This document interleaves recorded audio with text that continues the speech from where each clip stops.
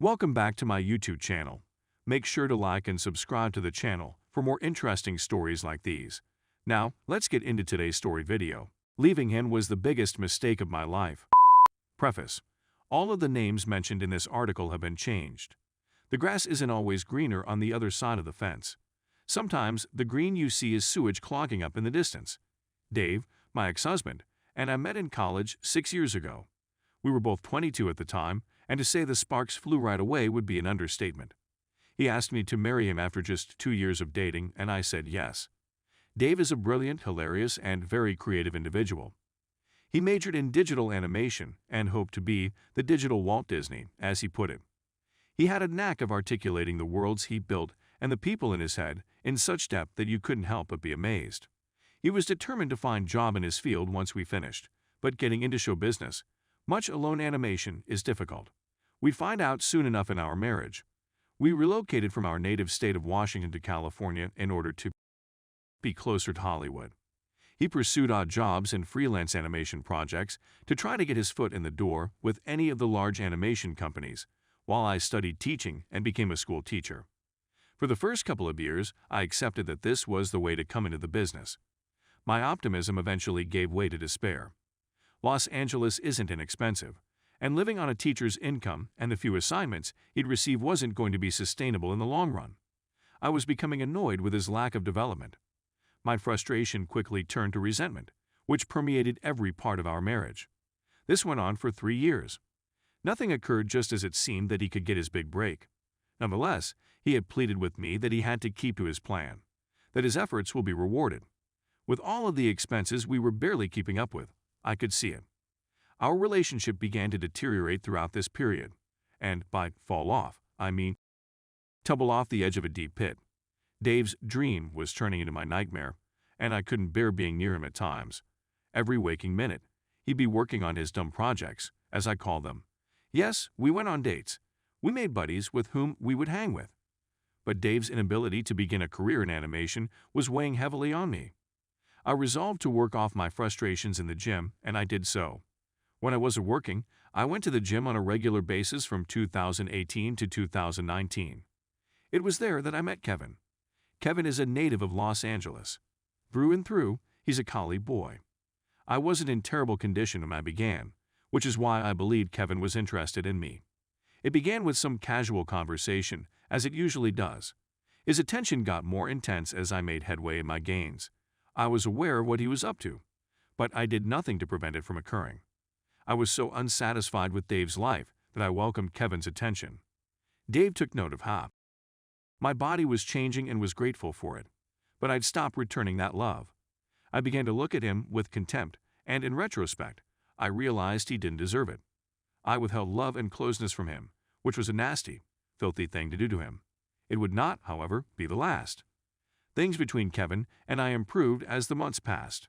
I was going to see him outside the gym quite soon. We were going on full-fledged dates. I'd lied to Dave, telling him I was going to hang out with work pals, but actually I'd spend the nights at Kevin's. And certainly, those evenings would be spent doing more than simply watching TV and exchanging fitness advice. Dave was completely unaware of my adultery, but he was fully aware that I was dissatisfied with how things were going between us. But he worked hard to make me happy. He was doing all he could to help us, and all I could offer him was apathy. It struck Dave like a truck when I informed him I wanted a divorce in August 2019. I told him I couldn't wait any longer for his dream to come true. I wanted to create a family, and I knew that because of where we were financially, emotionally, and psychologically, I would never be able to do so with him. He begged and implored that I not do it. He continued asking me why I was doing this to him, and how I could do such a thing to him. A part of me felt horrible because I knew I was abandoning him for Kevin, but I knew in my heart that this was what I needed. We were still in our early 20s. He may be able to recover from this. We were simply not meant to be. Those were the justifications I gave myself. I opted not to ruin him in the divorce since we lived in California. All I asked for was half of what I had contributed to the marriage. We were living in a one-bedroom apartment with no real assets, so there wasn't much to obtain in the first place. Meanwhile, he, our friends, and our families were unaware of Kevin's existence. Kevin, on the other hand, was aware that my marriage was in trouble.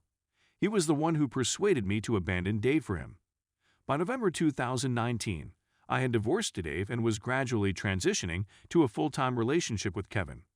By the time COVID arrived in California, I'd understood what a terrible decision it had been. Hanging around with Kevin and living with him were two very different experiences. I won't go into specifics, but it occurred to me how much I missed the things Dave did that Kevin didn't. Like the small sketches Dave would scribble on Post-its and put in places he knew I'd discover them. Or the fact that he'd constantly bring me food when I was marking papers. It's all the small things that have begun to add up. I also realized that newer doesn't always mean better when it comes to Dave knew things about me that Kevin never cared to discover. We H up. That's precisely what we did. There was never any making of love. There were no emotional moments spent together, and now I'm confined with him. For the first several months, I assured myself that this was correct. However, by June 2020, the realization that messed up royally had begun to seep in. But this was also at the time that I'd let everyone know that I'd moved into a new relationship. Dave, as expected, was devastated. He sent me a lengthy email about how he was extremely saddened by the thought that I'd moved on after only 6 months or so, but he ultimately just wanted me to be happy. I really wanted to tell him everything right then and there, but I knew I couldn't. I'd cheated on him for months, lied to him, and basically abandoned him for another guy. I couldn't bear the thought of doing that to him. But reading his comments tore my soul apart, knowing that my own selfishness had cost me this lovely soul. All because I couldn't simply sit down, shut up, and wait for his plan to work. Fate, it appears, has a sense of irony, since only a few months after that email, I found out Dave had paired up with 2 other freelancers he'd worked with on previous projects to form their own firm. Because of the large migration from Los Angeles, obtaining office space for the research was not difficult, and they could still work from home if they want. I also learned via a common buddy in his industry that they'd released their first project, which was becoming popular on the internet. This made me feel like a complete jerk. I was under the impression that leaving him for Kevin would set me free, but it was the exact reverse. He was the one who was set free from his selfish, demanding wife.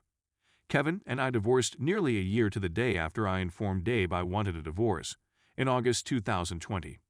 Our whirlwind affair came to an end with a gentle breeze. Months of being together revealed that we were great as buddies but not as a relationship. A month later, I'd moved into my own home. That's where I've been ever since. I'm watching Dave put his life back together while grieving the life I willfully took. I've been looking at his ArtStation profile a lot lately, and one of his shares from today really got to me. My muse was the title of the painting, which was a completely drawn picture of female portrait. Extremely intricate, with a watermark that reads for Cassandra 21. When he did pictures of me as muse, he used to call me that. Cassandra, whatever she is, has obviously picked up all of the parts of Dave that I had shattered. I click on one of the tags and, lo and behold, she's also a digital artist, just like Dave. So, not only did he find the motivation to build his own studio during my absence, but he's also found a lady who shares his artistic drive more than I ever could. I'll carry the guilt I feel for hurting Dave and abandoning him to my grave. After lurking in this sub anonymously for months, seeing that artwork moved me to make this post. How could I have been so dumb, obstinate, and deafeningly D? I'm not sure what I'm going to gain by sharing this. I'll never have him back, and even if he hadn't gone on, he'd never accept me back if he discovered the truth. I'm simply in so much pain, and I miss him so much. I left him for what I felt was the superior alternative, even though there was never any comparison after the event. My own self-centered desires lost me the love of my life. And now it's up to me to reflect and learn from this, and I shall do so. I'm perfectly aware that by clicking publish, I'm inviting myself to be crucified. It's not any worse than what I put myself through on a daily basis. I've been attending to therapy for the previous several months to attempt to deal with my emotions in general, but this one has a snake-like bite. He was my best friend, my idol, and my first true love. But I let my own concerns about what marriage should be push me away from him and into the bed of another guy who turned out to be nothing like the man Dave was. And now I'm afraid I'll never discover another love like that again. I simply wanted to get this off my chest someplace. Edit.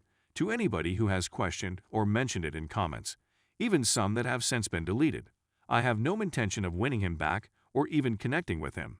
He's happy, healthy, and has met a lady much more worthy of his love than I could ever be. When the current school year ends and my lease on my present apartment expires, I plan on resigning from the school where I work and returning to Spokane. We'll be separated by thousands of miles, and there's no way I'll ever run into him since his parents have moved to Northern California. He'll never have to see or talk to me again. In terms of romance, I believe it is preferable for me to stay alone for a time. I'm 27 years old and have plenty of time to find love and build a family. First and foremost, I must work on myself. When I return home, I'll look for a new therapist and begin the process of sifting through my baggage.